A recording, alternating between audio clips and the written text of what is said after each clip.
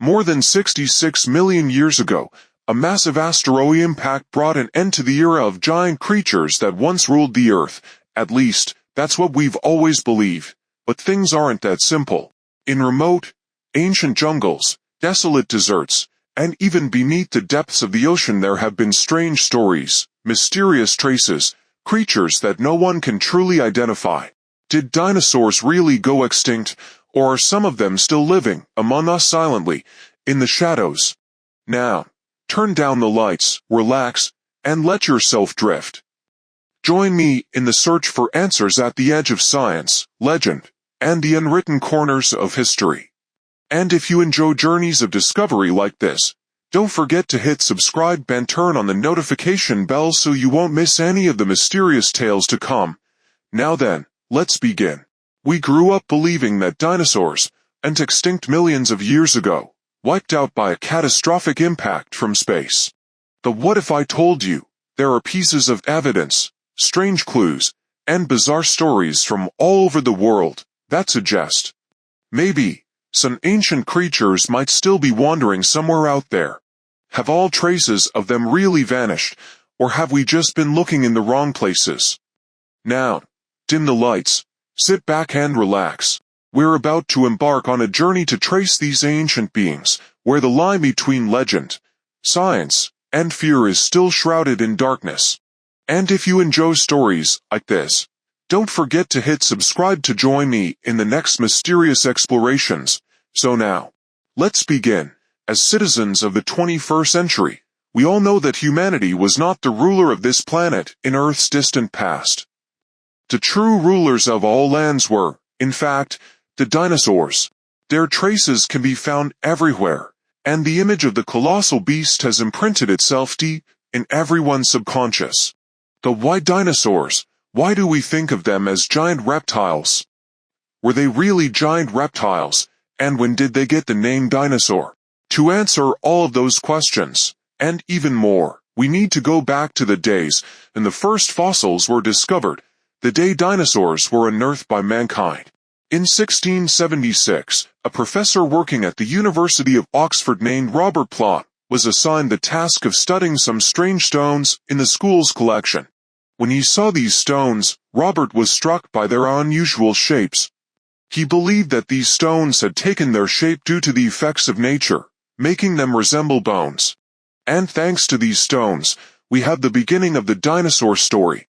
Professor Robert found a particular stone in the rocky grounds near the parish of Cornwall that caught his attention. Judging by its shape, it seemed to be the lower part of a thigh bone from either a human or some kind of animal. Surprisingly, what Robert guessed turned out to be partially correct, but not entirely. Initially, he believed it to be the thigh bone of a giant human.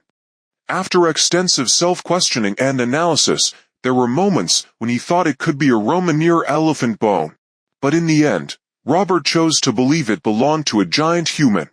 His reasoning was based on ancient drawings and writings from Greek and Roman civilizations that depicted giants. Whether that conclusion brought him closer to the truth is unclear. At that time, there was simply no way to confirm, and even today, the origin of that bone remains unidentified. A century later, Robert's research was utilized by Professor William Buckland in his scientific treatise. During his research, William built an impressive fossil collection after searching through large rock formations around the Oxford area. He found a large lower jaw full of sharp teeth, vertebrae, parts of the pelvis and shoulder, and some hind limb bones. With those pieces, William believed they belonged to a species of reptile, but a modern kind. In his research, he named the species Megalosaurus, meaning great lizard. William also noted that this reptile could reach lengths of up to 12 meters and weigh more than an elephant. Thanks to William's research, humanity had its first vision of prehistoric life, sparking widespread public curiosity. Following William's publication, people began to pay more attention to the study of these giant bones. Some even became dinosaur hunters, searching for fossilized remains. One of the first people to search for dinosaurs was Mr. Gideon Mantell and his wife, Mary. In 1822, Gideon, a geologist and paleontologist, was studying fossils in the English countryside with his wife. One day, while walking along her usual path, Mary discovered some strange teeth embedded in the rocks. She quickly reported her findings to her husband. Upon hearing the news, Gideon spent months scouring the area, eventually finding more fossilized teeth along with several other massive bones. At the time of their discovery, scientists concluded that the teeth were too large to belong to mammals or fish. After some time studying the specimens, it was revealed that the bones belonged to a large reptilian species, one not related to the Megalosaurus previously found at Oxford. After years of collaboration with geologists and anatomists, Gideon discovered that the teeth closely resembled those of modern-day iguanas. However, since the fossilized teeth were about 20 times larger than normal iguana teeth, the creature they belonged to must have been around 18 meters long. From that, Gideon Mantell concluded that the fossil teeth were from a completely new species. At first, Gideon wanted to name the creature Iguanodon, but because the name was too closely linked to the iguana and could cause confusion, in 1825, he officially named it Iguanodon, meaning iguana tooth. With both of these early fossil discoveries connected to reptiles, it's easy to understand why our common image of prehistoric creatures became that of giant lizards. Continuing the research of Gideon Mantell, in 1841, British scientist Richard Owen named these fossils Dinosauria, meaning terrible lizards. But now, the question humanity must ask is, why are dinosaurs only remnants of the past? Where did they go? Through many developmental periods of Earth, people are now fairly certain that these creatures no longer exist. After all, if they did, with such massive sizes, they would definitely have made the front pages of newspapers. Based on what we understand from history and biology, we have two plausible answers to that question. The first is the darkest hypothesis: they went extinct. Earth has undergone countless changes in climate and habitat. The fact that up to 90% of all living species have disappeared is a phenomenon far too familiar to this planet. The second answer is more complex: they evolve. Based on our understanding that living organisms can generate variations and adapt to their environments to create competitive advantages and preserve their lineage, it is very possible that prehistoric dinosaurs have transformed into modern dinosaurs. It's just that they may look very different from what we usually imagine. The second answer might be easier to accept, but what about the first? Why didn't dinosaurs survive like many other species? Why do scientists believe they went extinct? The thing is, we've discovered many fossils over the past century. This allows us to use radiometric dating technology to determine their ages. When the specimens were tested, archaeologists confirmed that dinosaurs existed on this planet for at least 230 million years. However, there is a break in the Earth's history, one that occurred approximately 66 million years ago. They confirmed that there are no dinosaur fossils younger than 66 million years. This means something must have happened to the dinosaurs at that point in time. That period marked a transition from the Cretaceous to the Paleogene. So, perhaps some force dramatically altered the climate to such an extent that it ended one era and began another, and in doing so, led to the extinction of the dinosaurs. The simplest answer to almost every prehistoric mystery is, we aren't sure. But that doesn't mean we're entirely blind to the past or have no clue what happened on our blue planet. Thanks to modern technologies in monitoring, observation, and geological layer analysis, we have abundant evidence that about 65 million years ago, a catastrophic event took place, one that wiped out nearly 80% of all life on Earth. And the dinosaurs, those giant beasts of their age, were greatly affected. Whatever the event was, it impacted the global environment so drastically that the creatures at the bottom of the food chain were the first to perish. Plants and small mammals all would die first, leading to a drop in the food supply for herbivores and predators alike. Over time, the decrease in vegetation meant the herbivore population also declined. Starvation was inevitable, and the sky refused to clear and plants could no longer photosynthesize. At this point, apex predators also began to suffer, as their prey dwindled. The food supply continued to diminish until there was nothing left to eat. And from there, the top predators surrendered to nature and joined the ranks of the extinct.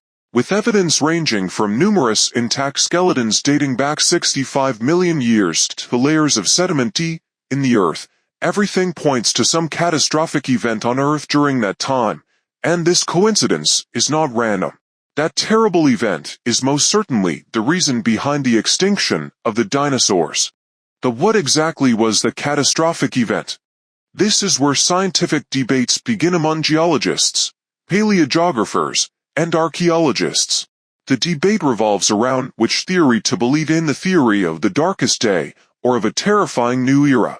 In December 2013, a team of scientists led by Professor Brian Gertsch of Lausanne University conducted a geological survey at the Deccan Traps in India, believed to be the site of the largest volcanic eruption in history.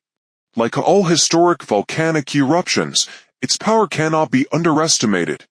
Volcanic gases and ash can alter the environment very quickly and severely. Climate change has a tremendous impact on the survival of living beings. Therefore, this eruption could be a strong candidate for the title of dinosaur destroyer. During the survey, the research team discovered volcanic rocks containing minerals such as zircon, which form in lava after an eruption. This could help the team determine when these rocks were created and how long the eruption lasted. From there, scientists can estimate how the eruption influenced the survival of the dinosaurs. The results sent shivers down the spines of researchers. The rocks were formed approximately 66.2 million years ago, specifically at the end of the Cretaceous period. The Deccan Traps had been brewing toxic gases and an enormous volume of lava for millions of years before finally erupting in a frenzied and continuous outburst from around 66 to 65 million years ago. Although the exact timing of this death pit eruption cannot be precisely determined, estimates suggest it erupted continuously for about 30,000 years. Not only that, the Deccan Traps were a cyclic volcano. It kept erupting multiple times over the next 500,000 years, releasing more than 1.5 million cubic meters of lava throughout its period of activity.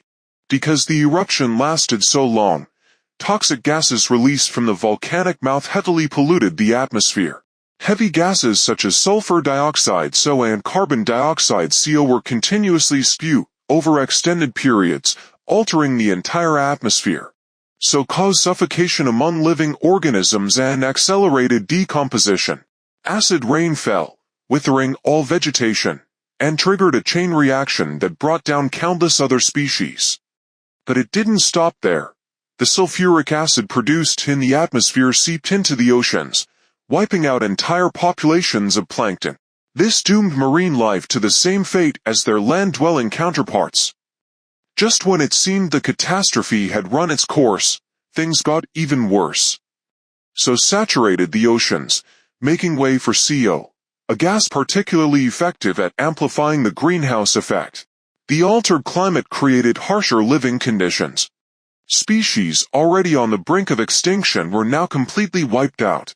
CO continued to seep into the oceans like so, forcing the few remaining gasping marine organisms into final suffocation. The chain reaction spiraled further out of control, leaving nearly no species able to survive.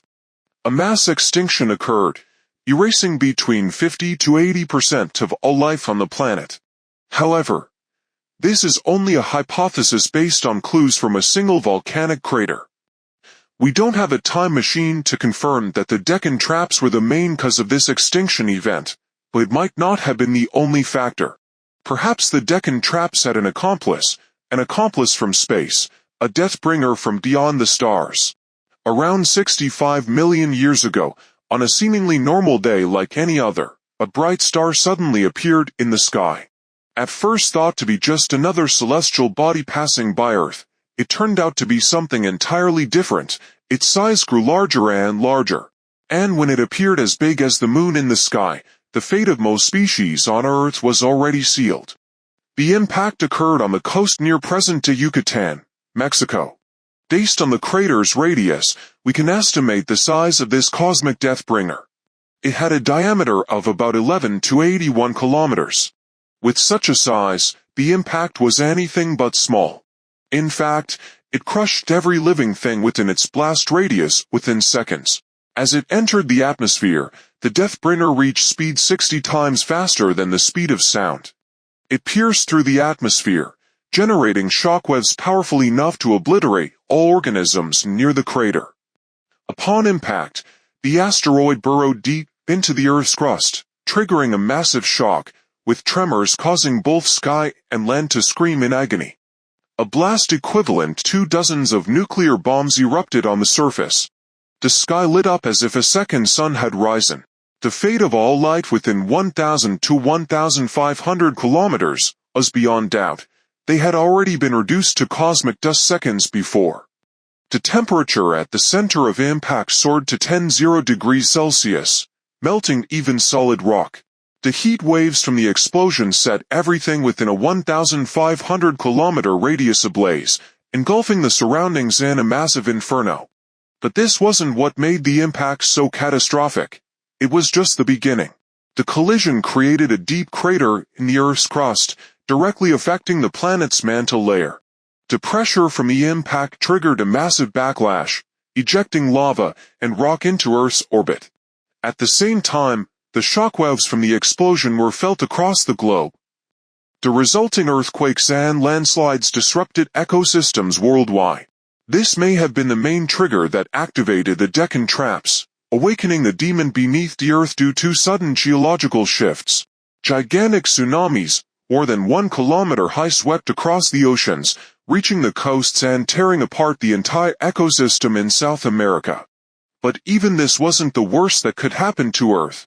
The fragments of molten rock ejected into orbit by the impact eventually returned to Earth, nature's ballistic missiles striking all over the planet. This meteor shower led to the deaths of countless organisms everywhere, causing forest fires and chaos throughout ecosystems. But things only worsened. Where there's fire, there's smoke. The black smoke from wildfires across the globe, combined with the heavy gases released from the impact crater, severely polluted the atmosphere. The greenhouse effect was the inevitable consequence that followed. The Earth warmed up, the climate changed, leading to the transformation of entire ecosystems. This shift triggered a chain reaction, where the smallest creatures and plant life became the first victims of the catastrophe, followed by herbivores, and eventually the apex predators. But just when we thought this was the darkest ending possible, things found a way to become even worse. The volcanic gases released by eruptions caused by the meteor impact covered the sky, plunging the Earth into a sudden global cooling. Although it wasn't an ice age, the temperature shift affected the entire planet's climate severely. And once again, the inevitable result was the death of the smaller species. Then the inevitable happened. A chain reaction in the food chain led to the extinction of over 75% of all living organisms on Earth. Both the Chicxulub impact crater and the hellish Deccan Traps volcanic region are prime candidates for the title of dinosaur destroyer, but which one was the main cause? Perhaps both occurred together, making it the cruelest trick the universe ever played on the dinosaurs. Maybe the Chicxulub impact triggered the Deccan Traps eruptions, or maybe the Deccan Traps acted independently. Regardless, both events happened around the same time within a span of 1 million years, about 65 million years ago. And when the dinosaurs had to face a double catastrophe like that, it's not hard to understand why they no longer exist, but that's just a hypothesis. While there's plenty of evidence in geological layers indicating a global catastrophe occurred on Earth between 66 and 65 million years ago, both the Chicxulub crater and the traces of the Deccan Traps are things we can still observe today. Studying them may help us find the answer to what really happened to the dinosaurs. However, since we don't have a time machine, we can't know for sure whether Chicxulub was the main cause, or Deccan Traps, or worse, both. But one thing we can be certain of is this: dinosaurs no longer existed after the geological layer dated 65 million years ago. They all went extinct, vanished from the Earth, with no possible return, Yet life always finds a way to carry on. By some miracle, we still have a species of dinosaur living among us every day. Who are they? If every creature on this planet went extinct, then why are we still here? The simple answer is, a few species survived those cataclysmic extinction events, and their descendants evolved into the creatures we see today. But how did they survive the mass extinction event known as the Chicxulub meteor disaster? The dinosaurs disappeared. Evidence lies in the sedimentary layers after the 65 million year mark, which no longer show any trace of dinosaurs. Dinosaurs ceased to exist, and today the world is dominated by small creatures. The largest living creature scientists have identified today is the blue whale, which can reach up to 30 meters in length. The existence of today's animals is proof of how ancient life forms managed to survive on this blue planet after the mass extinction. Smaller species had places to hide, sheltering themselves from the catastrophe. Meanwhile, larger species split into two fates. Those that could hide underwater escaped most of the disaster's impact, while large land dwellers could not withstand the changes. Additionally, carnivorous animals always had a higher chance of survival than herbivores. When the weather changes, the first to be affected long-term are plants. Acid rain, greenhouse effects, lack of rainfall, excessive sunlight, or any other factor would make food sources for herbivores scarcer. Eventually, they would die. In contrast, carnivores could continue to live by feeding on herbivores that had died of starvation. Combining these two factors, we can imagine that the species with the highest chance of survival during a mass extinction would be small predators, capable of good mobility and hunting efficiency. And from there, the story of feathers and teeth began. With its thick, bone-covered neck frill, 3 sharp horns, and a body weighing several tons, the Triceratops is not only one of the most iconic dinosaurs to ever walk the earth, but also a true symbol of strength, defense, and unresolved mysteries. And today, we'll dive deeper into the world of one of the most majestic prehistoric beasts in Earth's history to uncover, what was the Triceratops really like? How did it live and survive in the dangerous Cretaceous world? And is there a possibility that somewhere, deep in the Amazon jungle, creatures bearing the form of Triceratops are still quietly surviving? Among strange tales and unexplained footprints, if you have even a slight interest in dinosaurs or paleontology, you've undoubtedly heard of the name Triceratops. Its fame is undeniable. Along with Tyrannosaurus rex and the thunder lizard Pteranodon, these 3 names frequently appear in entertainment media focusing on dinosaurs and prehistoric creatures. With its massive size and unique appearance, Triceratops is likely one of the most well-known dinosaur genera. It belongs to a larger family called Ceratopsidae, characterized by 4-legged herbivores with facial horns and large frills. These dinosaurs lived during the late Cretaceous period, primarily in what is now the northwestern United States. However, there's an interesting and rather ironic fact about Triceratops. Despite its current worldwide fame, it almost wasn't even classified as a dinosaur in the first place. That's because when its first fossils were discovered, paleontologists of the time believed they belonged to a mammal. Specifically, when a pair of Triceratops horns was unearthed in 1887 in Colorado, USA, they were sent to the prominent paleontologist Othniel Marsh for assessment. After examining the specimen, Marsh concluded that the fossil dated to the Pliocene epoch, roughly 5.3 to 1.8 million years ago. Naturally, he didn't think it belonged to a dinosaur. Instead, he believed the horns came from an ancient species of bison from that time period, which had unusual size and shape. He named the specimen Bison alticornis. To be fair, we can't really blame Marsh, as at that point, the Ceratopsidae family of dinosaurs hadn't been discovered yet. However, just 1 year later, the same team of paleontologists introduced to the world the first known fossil of a horned dinosaur, Ceratops. Later that same year, a massive horned dinosaur skull was discovered. After examining this new specimen, Marsh concluded that it represented a new genus distinct from Ceratops, but he still didn't recognize its resemblance to the horn fossils from 1887 that had been mistaken for a bison. It wasn't until after the discovery of a more complete skull, with all three horns intact, that Marsh finally realized the bison specimen wasn't a bison at all, but rather a new genus of horned dinosaur. He named it Triceratops, meaning three-horned face. Almost immediately, Triceratops drew significant attention from both the paleontological community and dinosaur enthusiasts, thanks to its massive skull and iconic horns. Gradually, more and more Triceratops fossils were discovered, and paleontologists found that there were multiple variations of Triceratops. From the late 1890s to the 1950s, researchers classified Triceratops fossils into more than 15 different species.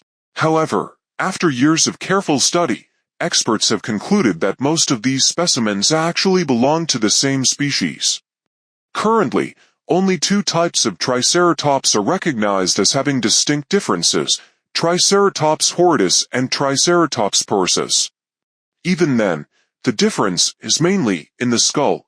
Horridus has a longer beak and shorter nose horn, while porsus is the opposite. Triceratops was one of the largest herbivorous dinosaurs. A fully grown adult could reach lengths of 8 to 9 meters, stand about 3 meters tall, and weigh between 8 and 10 tons. Some exceptional individuals were even larger.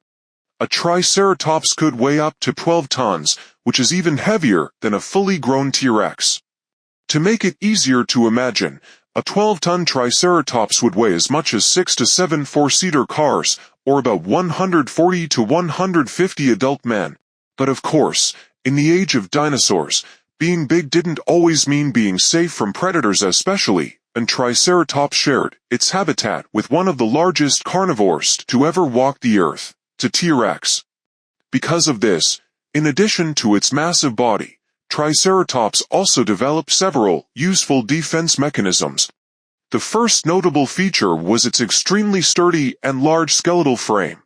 Its thigh bones were larger and stronger than those of an African elephant. This strong bone structure, combined with its quadrupedal stance and low center of gravity, allowed it to better withstand attacks from predators. However, its most prominent defensive traits were undoubtedly its long horns and the large frill that flared out from its head. Triceratops truly had an enormous head. Its skull could reach up to 2.5 meters in length, mainly due to the frill and horns. Many paleontologists believe that the frill, aside from attracting mates, also served as a protective shield for its vulnerable neck area.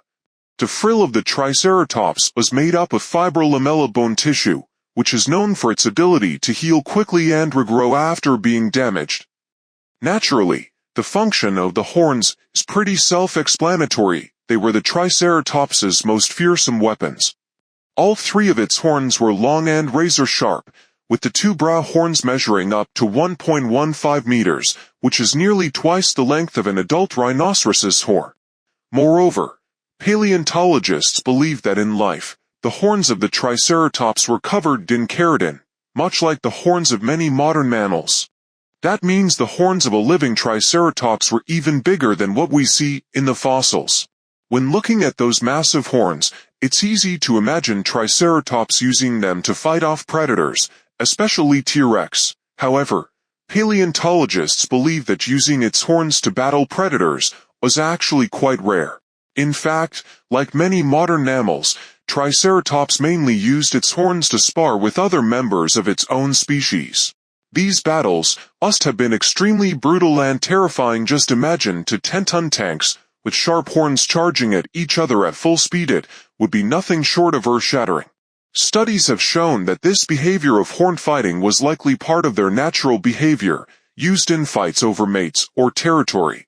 In fact, 14 Triceratops skull fossils have been found with injuries believed to have been caused by horns. Even the largest known Triceratops specimen ever found, named Big John, had a massive puncture wound in its frill, which paleontologists believe led to its death due to infection. Still, the fact that Triceratops rarely used its horns against predators doesn't mean it never happened. At the time, T-Rex was the only predator large enough in the area to pose a real threat to Triceratops. Several Triceratops skull fossils have been found with bite marks matching T-Rex teeth, suggesting that the two species definitely clashed multiple times in the past. In fact, to this day, Triceratops holds the unique title of being the only known dinosaur to have injured a T-Rex. The most famous fossil evidence of a battle between a Triceratops and a T-Rex is called dueling dinosaurs. This fossil includes two skeletons, an adult Triceratops and a not yet fully grown T-Rex. The positioning of the skeleton suggests that a fierce fight took place. However, paleontologists believe the two did not fight each other to the death but were instead fatally wounded and later killed by something else. As for what exactly caused their deaths, it's still difficult to say for sure. The ferocity of the battle needs no further explanation when examining the evidence left on both skeletons, which show they suffered numerous injuries, and the T-Rex was clearly in worse condition. Most of its teeth were shattered, both forelimbs were broken, and its skull had visible fractures. Meanwhile, the Triceratops sustained fewer injuries, with only a single T-Rex tooth embedded in one of its bones. Given the actual condition of both skeletons and the fact that the T-Rex in question was not yet a fully grown individual, many have speculated that in this particular case, the Triceratops may have been the aggressor. Of course, this hypothesis has not been proven, but it's not without basis. Another fascinating case supports the idea that a Triceratops could have been aggressive enough to actively attack a T-Rex. This involves a fossil of an adult T-Rex, about 12 meters long, nicknamed Rex. On its left thigh, there's a deep wound consistent with having been stabbed. Based on the size and shape, paleontologists believe this injury was inflicted by a Triceratops charging and goring the T-Rex from behind with its horns. Some paleontologists even believe that in a fair one-on-one fight between a T-Rex and a Triceratops, the Triceratops might have the upper hand. Of course, many disagree with this view, but it's hard to deny that the Triceratops, though an herbivore, was no less terrifying. Another noteworthy point is that, contrary to how many cultural depictions show Triceratops living in herds, most paleontologists believe this genus of dinosaur lived in small numbers. While fossil remains of other horned dinosaurs are often found in large numbers, ranging from hundreds to thousands of individuals, almost all Triceratops fossils discovered so far have been found alone, suggesting they were not herd animals. Although Triceratops was one of the most abundant dinosaur genera during its time, there are only rare cases where multiple fossils have been found together. The largest known group of Triceratops fossils found in one location consists of just 5 individuals, likely just a small group or a family, not a full herd. This further suggests that Triceratops had no fear of predators like T-Rex, as their solitary lifestyle indicates they could defend themselves without the need for a herd support. As for their extinction, the cause is quite clear. Triceratops lived during the late Cretaceous period, from around 68 to 66 million years ago.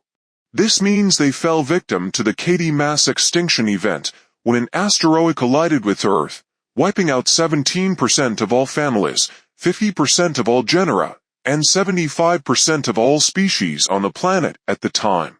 Despite being armed with spear-like horns and a massive bony frill protecting its skull, the Triceratops still had to remain constantly alert because it lived in a world teeming with giant predators.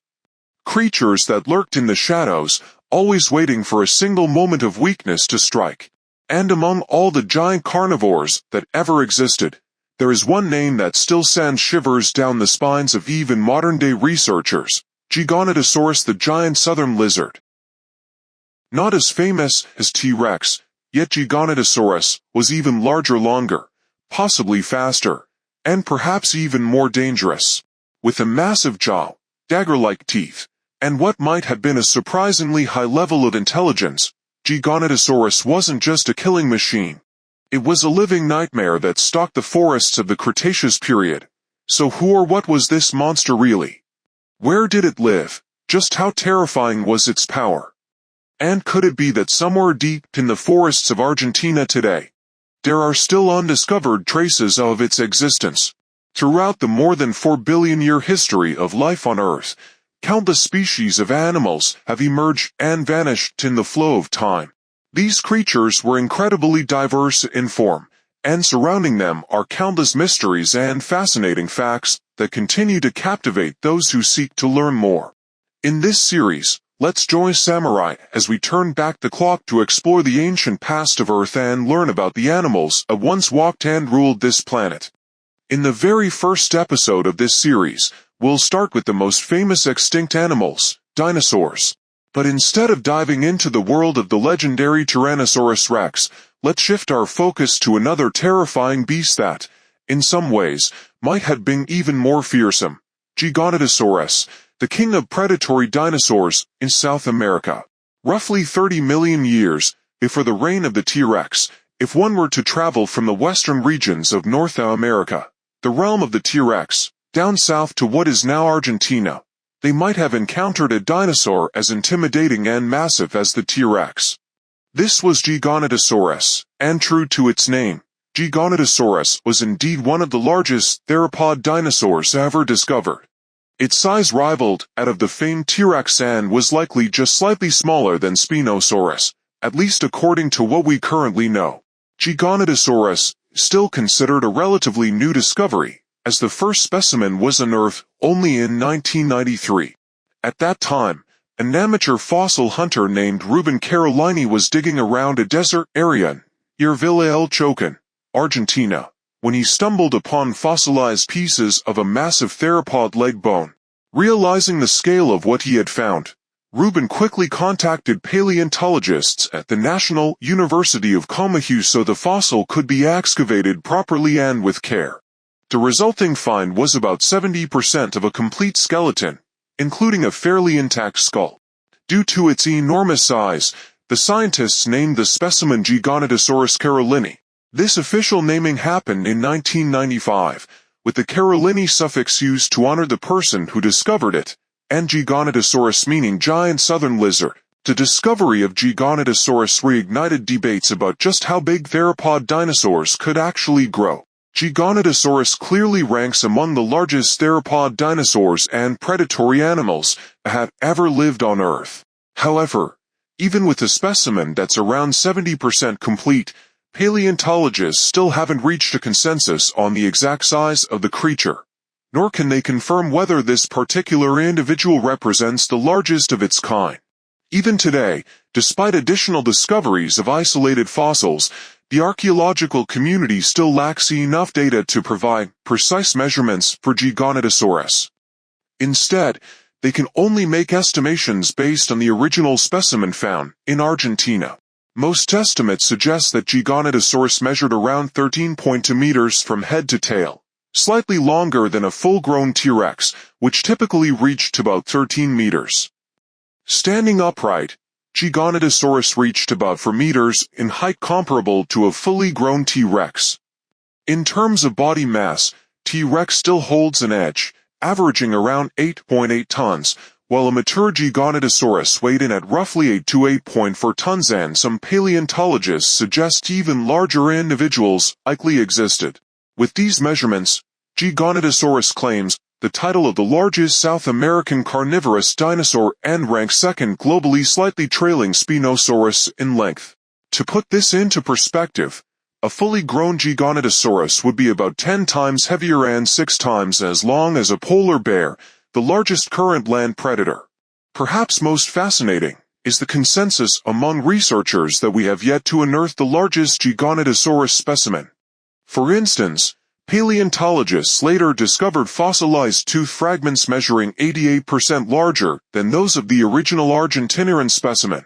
Preliminary estimates from those teeth suggest a skull length of about 1.95 meters larger than the original skull and the longest skull ever recorded for a theropod dinosaur. Unfortunately, without more skeletal remains, a full-size estimate remains elusive. On average, a mature Giganotosaurus would have a skull approximately 1.8 meters long. This suggests that while its skull was longer than that of a T-Rex, its body was lighter, indicating it was not overweight like T-Rex. Slightly larger in size yet lighter in weight, Giganotosaurus likely had greater agility and mobility. Of course, this came with a trade-off. Giganotosaurus had a weaker bite force than T-Rex. But weaker is not weak. After all, T-Rex has the strongest bite of any terrestrial animal, estimated between 35,000 to 57,000, and a weaker bite force would still be formidable, like scoring an 8.9 compared to a perfect 10. Furthermore, Giganotosaurus didn't rely on crushing bites to kill its prey. Its teeth, about 70 large, serrated, saw-like teeth lining both jaws, were adapted for slicing and tearing flesh, not bone-crushing. Supported by a massive and robust neck, Giganotosaurus could grasp and hold prey without risking injury. So how did this gigantic predator hunt? That remains debating. Initially, its long, powerful legs suggested high-speed pursuit, with early 2000 studies estimating a top sprint speed around 50 kilometers per hour. However, more recent analysis argues that such massive theropods likely move slowly, incapable of true sprinting, instead ambushing prey or following predictable paths. But even without high speed, Giganotosaurus thrived. Paleontologists believe its prey consisted mainly of large herbivorous dinosaurs, often slower moving, or in herds. Some theories propose that Giganotosaurus may even have hunted in packs. This hypothesis draws support from discoveries of multiple specimens of its close South American relative, Maposaurus, varying in age and size at a single site, pointing toward group hunting behavior. Let me know if you'd like to explore any aspect further. Therefore, some paleontologists have put forward the hypothesis that Giganotosaurus may have hunted in packs. But even if it didn't, a lone Giganotosaurus was still dangerous and deadly enough to take down any herbivorous dinosaur, no matter how large it was. Another noteworthy point is that among the theropod carnivorous dinosaurs of the same family, Giganotosaurus had the largest brain size. This shows that Giganotosaurus wasn't just all brawn and no brains, but was actually quite intelligent, making this monster even more terrifying. Currently, all known fossil specimens of Giganotosaurus have been found in Argentina, so at the very least, it can be assumed that this was its primary habitat. Giganotosaurus lived during the early Cenomanian stage of the late Cretaceous period, approximately 97 million years ago. It mainly inhabited areas near rivers, lakes, and swamps, regions that attracted a wide variety of life, including both dinosaurs and other creatures. As a result, the food supply for Giganotosaurus was extremely abundant. In its domain, Giganotosaurus may have been the undisputed king. As the second largest theropod dinosaur in the region, Allosaurus was only about half its size and 10 times lighter. No creature in its territory had the strength to challenge Giganotosaurus's supremacy. Exactly, and why Giganotosaurus went extinct remains a mystery. However, it is highly likely that they disappeared before T.Rex appeared, perhaps around the same time as the extinction of the Allosauridae family in North America, roughly 90 million years ago. In the future, will archaeologists be able to uncover the answer to Giganotosaurus's extinction?